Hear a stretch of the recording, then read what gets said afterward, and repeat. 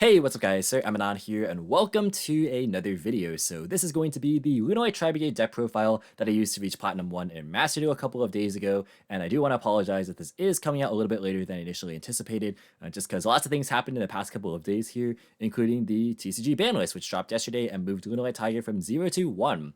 And that, of course, for me is very exciting as a Lunalight enthusiast, as I'm sure if you guys are fans of the deck as well, you guys are probably pretty hyped for that as well. So yeah, there's going to be tons of different content for Lunalight, all the different options available and all the different variants that I'm going to explore, both for Master Duel and the TCG are going to be on the channel pretty soon here. So be on the lookout for that. And speaking of new content for Lunalight, if you guys are interested in a combo tutorial for the Tri-Brigade variant that you see right here in particular, definitely let me know. Leave a like on the video and just comment if you are interested in seeing that, and I will get to that as soon as I possibly can. Hopefully by next week. I have lots of content ideas, not just for Lunalight, but for just Yu-Gi-Oh! In general, so it's going to be a good time. But yeah, let's go ahead and just get started with this deck profile without any further ado. So I think the first thing to ask, which is a very important question, is why Lunalight Tri-Brigade? What does this variant do that other Lunalight variants don't? And I think the first place to start off when kind of discussing this is just the Lunalight engine itself. So the state of the Lunalight engine is pretty interesting when it comes to Master Duel. Keep in mind, I am talking in context of Master Duel, not the TCG, and I will be discussing that separately in a different video. But in Master Duel, we have the we have the fortune of having Lunalight Tiger and Tenki both completely unlimited, which is great because that means that we don't have to worry as much about consistency in terms of acquiring these two pieces into our hand. So that's good news for us. And what the Lunalight Engine is traditionally very good at and is still very good at doing is tapping into the rank 4 toolbox, which is notorious for being extremely flexible and adaptable based on the matchup and the situation that you find yourself in. And the Lunalight Engine, of course, is extremely good at being grindy, with Tiger just being on the field every turn and being able to just keep accruing advantage and just being able to eventually flex those resources into offensive pressure. The problem, though, with the Lunalight is something that is kind of unique to itself, just the way that it's designed. Like, the anatomy of Lunalight is different from something like the other top decks in the format. So things like Adamantipator and Drytron and Virtual World, Tri-Brigade Lusk, all these decks have the advantage of being able to open multiple different permutations of combo pieces and being able to flexibly work them in a way that enables them to kind of finagle their way through hand traps or various other disruptions going second. So I'll give you an example right now, which you can see on the screen right here, is Adamantipator Researcher. So this card is a card that is both a starter and an extender. So if you open maybe not the greatest case of hands, you can just normal summon it and then try and find your way into extenders to keep playing from there. But more commonly what this card is able to do is be an extender, to where if you're already playing and you maybe get hand trapped or you're trying to force your interruptions going second into an established board, you can go ahead and use this card to just summon itself from your hand and then try and dig for more combo pieces that way after you get stopped. So this has multiple different purposes, and a lot of different cards in each of the archetypes I just mentioned before have this ability, right, where you can open many different combinations of cards, use them in very different orders depending on the situations that what the situation necessitates, and then you can kind of just work from there. Lunalight, unfortunately, does not have this luxury, so what you find is that all the power is really concentrated into these two cards specifically, and while that is a great strength of the deck, being the fact that these two cards can accomplish so much, it's also arguably its biggest weakness, because savvy opponents who know what they're doing against this matchup can understand and target specific choke points that you're trying to go for. So I think that what a lot of people will instinctively try and do, and I believe that this philosophy actually applies to the TCG as well, is that they'll try and initially go for the highest ceiling possible. To try and go for like big Y-Strix plays with like the Rank Up Magic into like Infinity, like even maybe go for like the Rank or the Phantom Knight plays afterwards, or even stuff like going into Curious if they're going for like an Orcus build, stuff like that. What the problem I think there, however, lies in the fact that even though you are doing a good job of extending your ceiling to like unparalleled heights, what you find is that in real time, that doesn't really tend to pan out as well as you might initially think in a vacuum, because your opponent is going to have disruption, unless you get lucky, of course. But your opponent is going to have stuff like Maxi. They're going to have Ash. They're going to have other hand traps that are seeing moderate to high levels of play, things like Valor, Imperm, Gamma, Nibiru. All these are very popular. And if you try and go for a play that is extremely telegraphed and very targeted, super vulnerable to disruption, like Y-Strix, for example, these just become what I like to call hand trap magnets. Like, your opponent is going to stop these cards, and then you'll find that a lot of the engine requirements that you throw into your main deck to facilitate these, things like the rank up spells and just like whatever targets that you have for your extra deck pieces, these are not really going to be doing a lot of good, apart from the fact that you brick in them. But even if you don't brick in these cards, like you'll find that you won't actually be activating, like say, your Rank of Magic Soul Slave Force to go into Infinity often because your Y-Strix isn't going to resolve in the first place. So it's things like this that I think a lot of people overlook, and I think this extends very, very like well, not only for Master Duel, but into the TCG as well, where I think people will initially try and use this one Tiger to be like, oh, what's the best board we can make, you know, in like if we just do solo mode test hands over and over again. Like, what's the best thing that we can go for? I don't think that's the right way to approach Lunalight right now, because I think that while the deck is strong, other decks can do not only more with fewer cards, but they can do more with different versions and variants of cards. Like I mentioned, kind of the different permutations involved. And that's where an engine, I think, like Tri-Brigade comes into the mix. This supplementary engine allows you to actually go for very different plays and varied lines that the deck, being Lunalight, doesn't have access to traditionally by its own engine, just individually by itself. So I think the Tri-Brigade engine accomplishes three things that are all very important. The first is the ability to add consistency for each of these engines. So if, for example, you open Fractal plus either Chick or Tiger, but not the other one, and then any other Tri-Beast, there is a combo where you can actually access whichever missing Lunalight piece you're missing by way of the Shurite, the Omen, to go ahead and play with the Lunalight engine if you don't have both of the pieces that you are required to play. And kind of consequently, you can also do the same thing backwards, right? So if you open just Lunalight pieces and no Tri-Brigade pieces, you can go into Brotherhood of the Firefist Tiger King, go ahead and set Tenki if you didn't start with it, and then go and search Fractal to go into your Tri engine this way. So remember how I was saying, you know, you want your things, your combo pieces and your moving parts to work both forwards and backwards. I think the Tri-Brigade engine, above all the other engines, does this the best. And I think that's why this is arguably the best engine and the best variant of Lunalight for Master Duel at least. And I do think that this probably will end up being the case for the TCG too, but only time will tell. But yeah, that's advantage number one. Advantage number two is that if you do find yourself in like a situation where your opponent doesn't draw the hand traps, so like you don't have to really play against too much disruption, you still are able to extend the ceiling of your board pretty reasonably with the Tri-Brigade package. So if you get lucky and your opponent doesn't have anything, you can still use the Lunalight engine to go and do all your rank 4 plays that you're kind of used to doing. But instead of going for like a Y-Strix, which would in other scenarios just get hand trapped, you can still go for something like just the Tri-Brigades into like things like double Dragon Lords or like your Revolt through searching it with Bear Bloom. All these are, you know, elements of the deck that the Lunalight engine natively does not have access to. So it's cool that you can actually kind of flex this engine into a different direction, and it kind of gives the Lunalight strategy a bit more variability in the types of end boards that it can produce. And then the third and final thing, which I think is the most important advantage of the Tri-Brigade package, is that you can use either of the engines, being either Tri-Brigade or the Lunalight engine, to kind of help bait interruptions to allow the other one to succeed. So what I mean by this is that if you saw some of the games that I was playing on stream, which you can find, by the way, in the description below, twitch.tv/Emanon, go ahead and follow me, you'll find that there were a lot of instances where I was able to use the Tri-Brigade package first to like sort of like, you know, force all my points disruptions, and then bam, we can just normal summon Collider Chick and Scale Tiger, and we're good to go. Alternatively, you can go ahead and use the Lunalight pieces to kind of bait disruptions, and then use the Tri-Brigades as follow-up. There was a recent video that I just posted yesterday where I played against Salamangreat, where he actually did this exact play, where even though my opponent was able to stop my Lunalight plays, the second turn that got max seed, I got max seed 2 times that game. And the second time I got max seed, I was able to go ahead and, you know, force out an Ash Blossom with like the Lunalight pieces, but I kept my Tri-Brigades in hand until the last possible moment. They did not know I was on Tri-Brigades in the deck, and then I was able to go ahead and just normal summon a Nerval, and then proceed from there to win the game. So yeah, it's things like that that are like really, really important skills to have in terms of just like being able to pilot the deck, but also it's something that is not possible if you don't play the Tri-Brigade package. So with all of that said, I think this is like a good kind of a 8-9 minute spiel on why I think the Tri-Brigade package is very good. Let's go and now talk about the individual cards. So it's annoying that you can't sort this in whatever order you want, but we'll just talk about the engines individually. So first up, we got Collider Chick. This card has 3 effects, 2 of which are relevant for this build. The first is the one that's most notorious. You can non-once per turn mill a Lunalight from your deck to your graveyard as cost, or extra to your graveyard as cost, to be able to copy that monster's name if this card was used as a fusion material at that turn. It's a once per turn per copy, but not per name, meaning that if you activate the effect on the field, overlay it, or link this card away, and then bring it back by something like Tiger, you can use the effect again. The only hard one to turn effect is the second effect, where it says if this card is sent to the graveyard via a card effect, you can recover polymerization from grave to hand. Not really useful in this specific version of the build because we're not playing polymerization or fusions.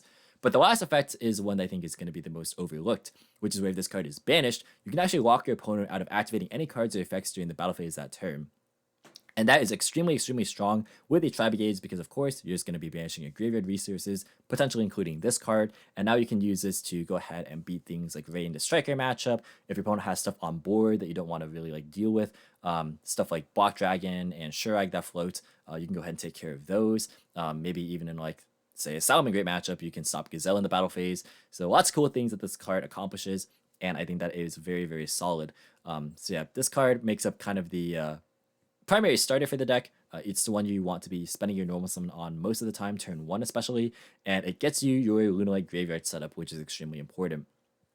Next up, though, is a card that combos with it, which is the Lunalight Tiger, as another 3 of. This card in the Pendulum Zone is a monster reborn for the archetype, so it brings back a Lunalight with its effects negated. It can't attack and it's destroyed during the end phase, but that is not a hard once per turn either. It's also similarly once per turn per copy, but not per name. So if you get if it returns to your hand, or if you have another copy of it, you can use its effect again, which is very, very good. Its monster effect is also if it's destroyed on the field by battle or card effect, you can reborn a Lunalight, which is a hard once per turn, but that Lunalight that you bring back does not have its effects negated and it can attack. So a very, very solid card, of course. These two make up kind of the backbone of the deck in tandem with the Lunalight Martin. So Martin is a card that you want to be using to abuse your Lunalight Tiger. If it's in your hand or your graveyard, you can bounce any Lunalight card back to your hand and then go ahead and summon it, and then it gets banished when it leaves the field this way. But also, if it's sent to the graveyard via a card effect, you can search any Lunalight spell or trap. The only target for this in this deck is the Serenade Dance. Unfortunately, Perfume is not a Lunalight card because of a pesky little space in between Luna and Light, which makes all the difference. But yeah, these 3 make up the core foundation of the Lunalight strategy. And then you also have Emerald Bird to kind of help supplement this. This is a nice one of to where on normal or special summon, you can recycle through a Lunalight card from your hand to draw a new card, which does help the things like trigger the Yellow Martin effect to go and potentially grab a search. But also, if this card is sent to the graveyard via a card effect, you can go ahead and special summon any of your banished or in graveyard Lunalights at a level 4 or lower with its effects negated.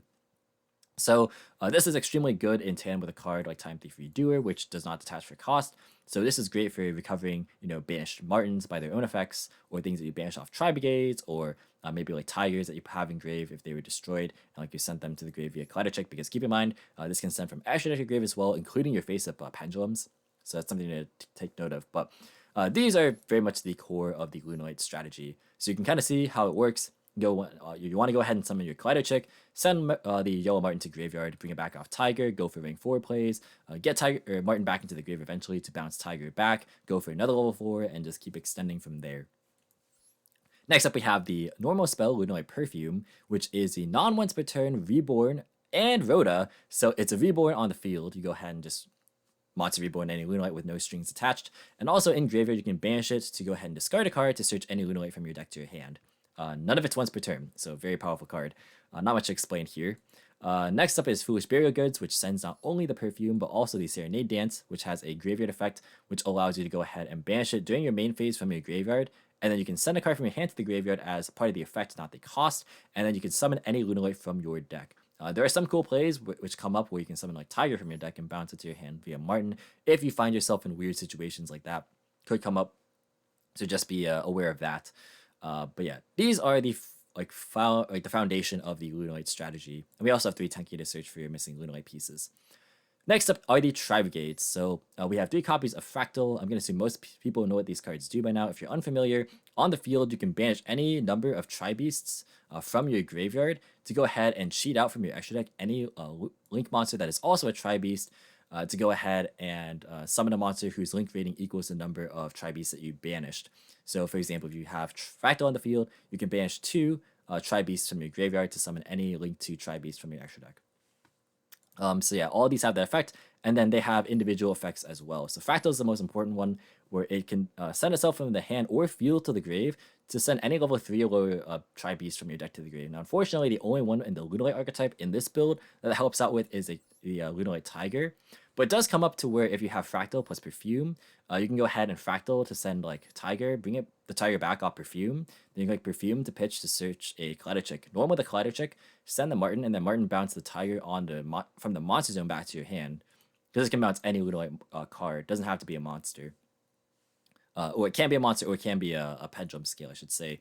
So yeah, Fractal is pretty good in that aspect. Like I mentioned before, it can help you get to your missing pieces. If you have one of the Kaleidoschick or your Tiger, you can get access to the other by eventually going into Shurag. So extremely strong card. And if you don't need to use it for that purpose, you can just send your other Tri-Brigades. So next up is Tri-Brigade Kit, where if this card's sent to the graveyard, you can just send any Tri-Brigade card from your deck to your grave. So usually you're going to be sending Nerval off of this, or if this card is sent to the grave by the effect of, say, something like Kit or of Fractal, you can just add any Tri-Brigade monster from deck to hand except itself.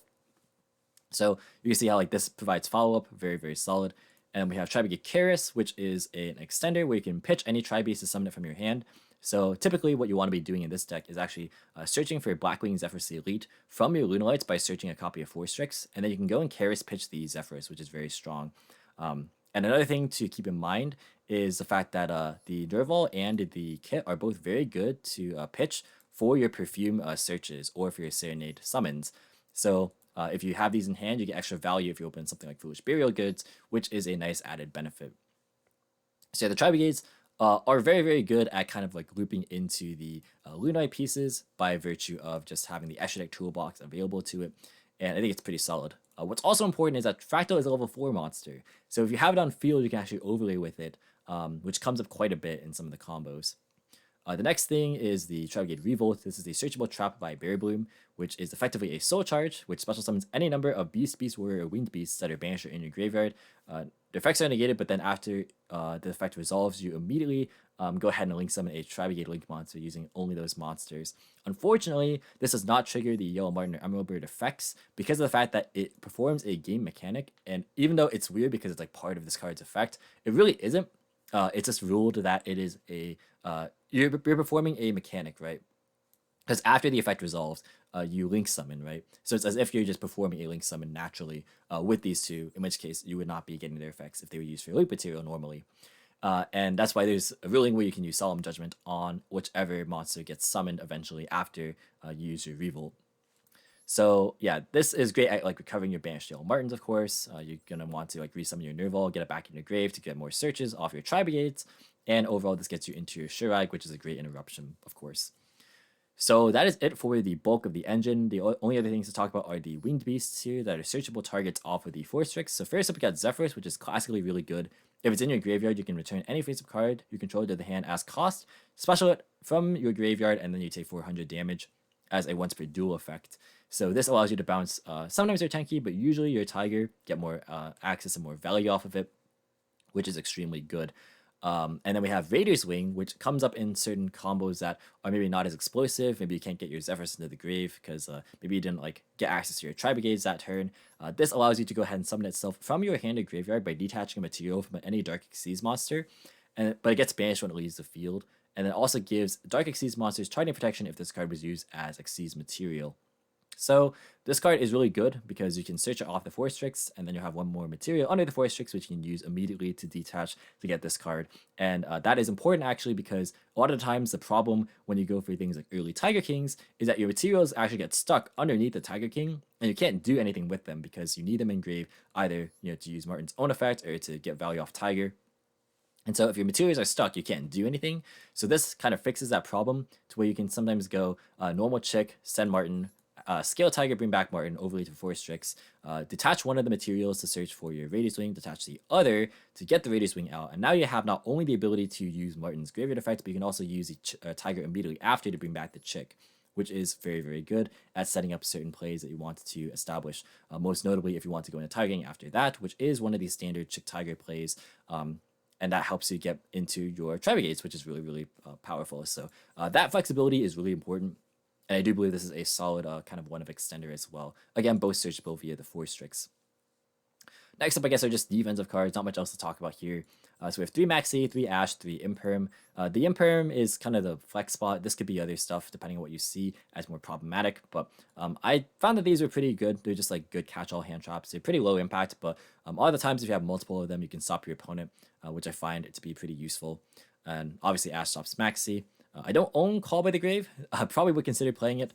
But yeah, I just simply do not own Call by the Grave. But if you have this card, I would probably try and incorporate it somewhere into the list. Maybe you can cut down on one of these, plus like this Twin Twister, which is also just like the 40th card. So yeah, I guess we talk about the Twin Twister as well. Eldritch is really, really popular, so I wanted to respect that. And that's also why you see Galaxy Cyclone in the list here. So Galaxy Cyclone is not a popular card, but it's a card you can send off of Foolish Burial Goods to go and out floodgates like the 3 of Skill Drain. In the TCG, it's going to be important to out Mystic Mine too. So I think this card is really important in Lunalight, just as a way to be able to kind of toolbox into some back removal. And Twin Twister is, again, kind of a card that I wasn't like too keen on playing, but it came up in like back row matchups, so I can't really complain. A card you'll notice is missing here that should be in this list is Foolish Burial. This card should be in the list, but I don't own it for some reason, and that is why it is not here. I'm currently free to play, by the way. This is a free to play list. I did not spend any money on this game, and I have not yet. So that is why you might see things like Foolish Burial missing, but that is the only real like notable thing that would change. The rest of the list I think is fine. So now moving on into the extra deck, we have 1 copy of Evil Swarm Nightmare and a copy of Abyss Dweller. So typically the end board of this deck is going to be Appaloosa plus 2 rank 4s, and these are the 2 rank 4s of my choice. I think they're pretty good at covering all different matchups. You got Dweller, which is actually pretty good against Eldritch and good against things like True Draco, stuff like that. And then Nightmare is pretty crazy against combo decks because it's just a non-once per turn Book of Moon for special summon monsters. It can miss timing, so just be cautious of that, especially in like the Virtual World matchup, for instance. Next up, we have Brotherhood of the Firefist Tiger King. This card is incredible at being able to not only negate opposing boss monsters, things like Colossus if you're against Thunder, but also allows you to get like going first, set up things like your your Fire Formation Tenki to go and flex into your Tri-Brigades if you open just your Lunalight core, which is extremely solid. What's annoying is that the effects to detach 1 to negate all monsters on the field that aren't Beast Warriors can't be activated if like you only have Beast Warriors. So just keep that in mind. You can't just activate it to try and detach to get stuff into the grave. I know I've wanted to do that a lot of the times, but you can't do that. And the last effect is just simply not relevant. I mean, if you have 3 Tenkies on your field, then I guess it could come up, but that generally does not happen. We have Rave Raptor Force Strix, which is pretty much a searcher. It's a rotor to go ahead and add a level 4 Dark Winged Beast from your deck to your hand, which is both of these. We already talked about those.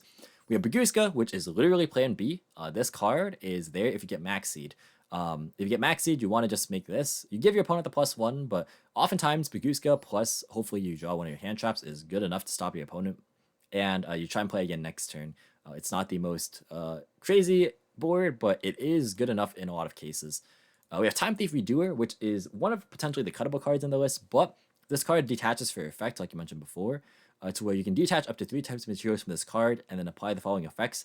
You can notice that there is no semicolon, there only is a colon here as a quick effect. So what that means is that if you have either your Emerald Bird or your Yellow Marten, if you detach them specifically off the Redoer, then you get both of their effects to either summon back or add a spell or trap, respectively. So this card is extremely good for those purposes. We have Almirage, which again is kind of cuttable. There were some instances where you draw a Nerval or a Kit and you want to go ahead and search your Karis to go and pitch one of your spare Tri-Beasts to go into a Revolt play, which does sometimes come up, but it's pretty marginal and usually you're not opening just these. So that's something I would keep in mind, is that if you wanted to cut down on this for like other utility cards, you definitely can do so. It's not as important as in a Pure Tri where both of these are 3-ofs and you're going to actually draw them pretty often. In this build, your primary playmakers are going to want to be these cards anyways, and so if you open weak, then it's not the greatest regardless, but this could help out in those cases where you don't open the greatest. We have Firefighting Derimadol, which is a really cool card. This card can be made just hard made with 2 Tri-Beasts, or you can cheat it out with the Tri-Brigade effects. This card has 3 effects, 2 of which people overlook. The first is the attack boost, where it gains 100 attack for each Tri-Beast on the field. Good if you're playing a Tri-Mirror, but also has an effect where most people know of, which is once per turn, you can target a spell trap card in both players' fields and destroy them. This is great at getting rid of not only your dead Tenkies, but also spare Tigers. A lot of times you'll have 2 Tigers in your scales, and so you can pop one of them and get value off of this card's monster effect, where if it gets destroyed, you can just bring back a Lunalight. So that comes up quite a bit. and that is a very, very powerful effect. And the third effect, which most people don't even know exists, is that if this card destroys, or when this card destroys an opponent's monster by battle, you can target any Tri-Beast that's banished in your grave to add it right back to your hand, which is really, really good at recovering things like your Tri-Brigade pieces that you're missing. You can, do things like bring back Tiger if it's like in your graveyard somehow. There's lots of cool stuff you can do with this, which is pretty cool. Next up, we have the Double Dragon Lords. This card is a card you cheat out with your Tri-Brigades to go and be an interruption. It's a quick effect, a bounce of an opponent's face-up card by just sending any card in your field to the grave, including potentially itself. Good because a lot of times we use the Tiger King to go and set Tenki from your deck. So what happens is that you get a free send off of your DDL if you can end on it, which is very, very solid.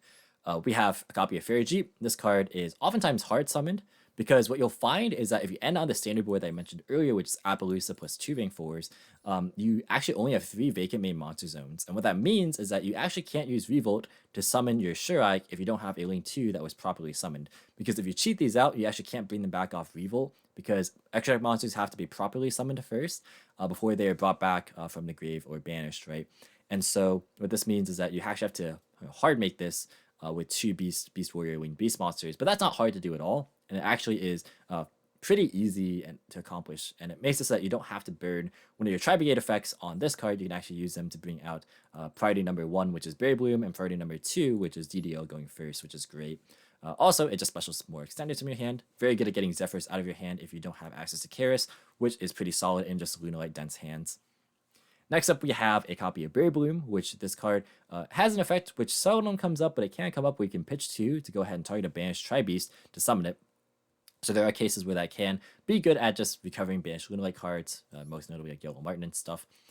Additionally, it has an effect where if it is sent to the grave, you can search any Tri-Brigade spell or trap from your deck to your hand and then place a card from the hand to the bottom of your deck, but you're locked into summoning Tri-Brigades after that. So just be careful, like you want to do this as in linking this away as the last part of your combo, usually into Appaloosa. We have a copy of Rugal, which is a great ladder as a Link 3 to go and make Access Code Talker, but also it has an effect where during your opponent's main phase, you can go and bring back any level 4 or lower Tri-Beasts, not just Tri-Brigades, and then they get bounced to your hand in the end phase.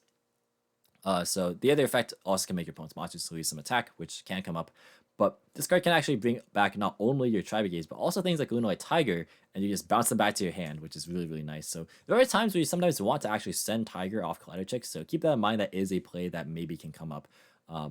Next up is Appaloosa. This is like your primary monster negation. We have Access Code Talker, which is the main way you close out games, and we have Shurag, which is great at being able to be either an extender or a interruption piece, or sometimes both, which is good. If you go for your Revolt and you have Shurag up, and it survives a turn, if you have Tiger in your scale, you get to trigger the Shurag very easily, because a Tiger summon back just automatically triggers this card, which is great. One thing that I did miss sometimes was a second copy of this, but I don't have this in Master Duel. I only have 1 copy, so I would consider cutting like Almirage, Redoer, maybe even Durimadol for the second copy of the Shurag, which is pretty good. One thing you'll notice is missing in here is Zeus. I actually did not find myself making Zeus pretty much at all, because it's actually there's not really too many Rank 4s that are good at attacking and making Zeus, unless if you go for like a Borbo, which is like, you could go for that, but I didn't really feel like it was necessary. You can go for like one of these Zodiac Xyz monsters. Like you can go summon like Shakanine and then summon Borbo on top of that, attack directly and go for Zeus. But that's 3 extra deck spots, and I'm not super keen on doing that. The other thing is that, yeah, again, like I just didn't find myself doing it too often, because like a lot of the times when you're trying to end the game, you try and use like your Shurag and your access code to break boards, and you can OTK pretty easily. You don't really need to go for Zeus too often. Plus, if you have Zeus up, you have to be careful, because you can't really leave Tiger on the field safely, because it gets wiped and it doesn't actually get its floating effect either, because it would get sent, not destroyed. So yeah, Zeus is a little weird to work with in this deck, but it's not bad for sure. Another option I considered was the Draco Future package. This is pretty good in certain scenarios where you want to overlay both Tiger King and Forstrix turn 1 to go ahead and help play around stuff like Nibiru, which is definitely something that is worth considering. But I just didn't have the space, nor do I have the URs to craft, so I just decided not to do it. But guys, that is going to be it for this deck profile. It was really long, but I want to go in depth, and I want to kind of share with you guys some of the theory. There's going to be a lot of content on this deck for the TCG to come, as well as still in Master Duels, so be on the lookout for that, like you mentioned. Let me know what you guys think in the comment section down below. Thank you guys so much for watching. Check out my social media platforms, as well as my affiliate links if you're interested. And until next time, I'll catch you in the next video. See you guys.